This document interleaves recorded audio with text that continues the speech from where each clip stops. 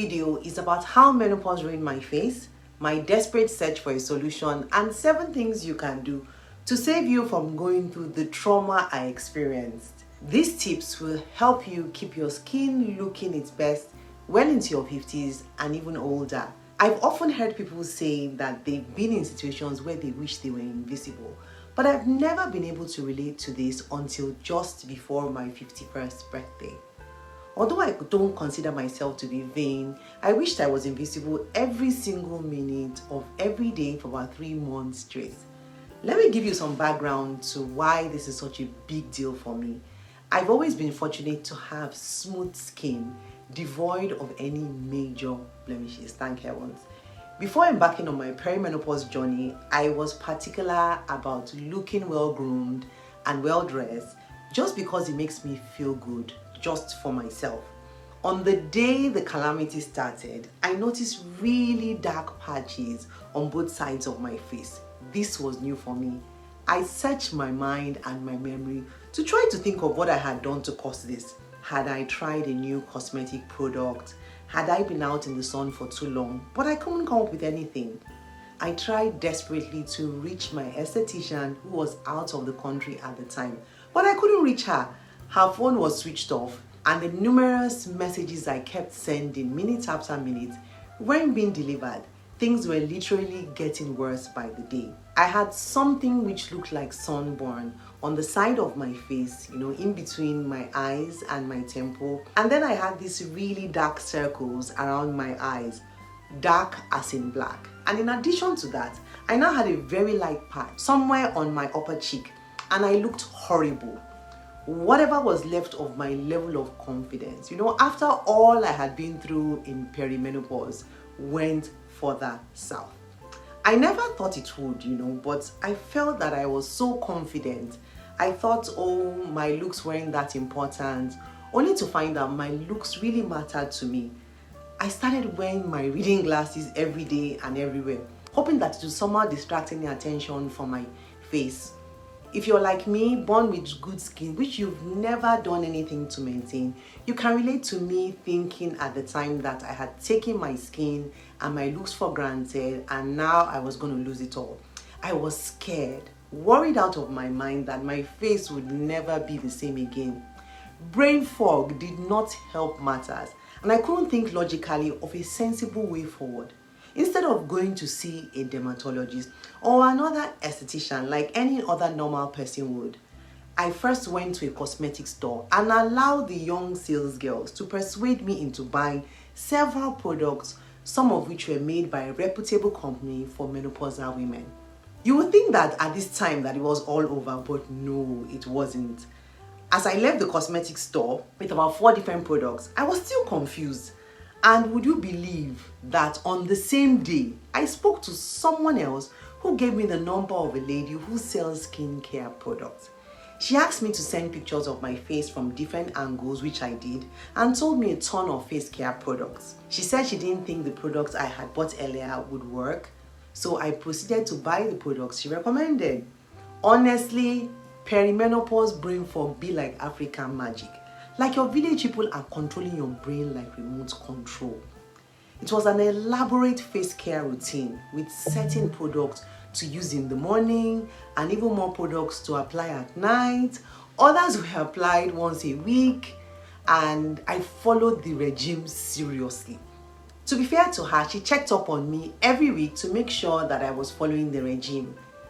As if things weren't bad enough, my face got unbelievably darker by the day. She couldn't understand why the pigmentation was getting worse, and she finally asked me to go and see an esthetician at the point when I was fed up and my mind was literally climbing up the walls. My esthetician finally responded. Apparently, she had reasons why she was unreachable. So I went for my facial and my face slowly began to improve. Since then, I have noticed about 80% improvement with 20% to go. More treatment is required, and I will be taking the follow-up session seriously. So, what happened to my face? It's called melasma. According to doctors, melasma is not directly caused by menopause, but hormonal changes, including those that occur during menopause, can contribute to the development or worsening of melasma. Estrogen and progesterone fluctuations during perimenopause can trigger the overproduction of melanin, the pigment responsible for skin color, leading to the appearance of melasma. Additionally, exposure to sunlight and genetic factors also play a role in the development of this condition. In menopause, the decrease in collagen and elastin make the skin appear thinner and drier, and some women even experience acne.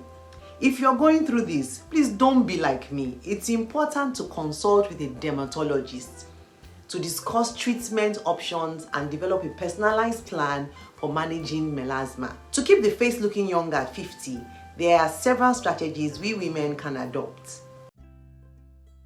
Always seek professional advice and consider professional treatments. Consulting with a dermatologist or skincare professional for treatments such as chemical peels or microdermabrasion can help address specific skin concerns.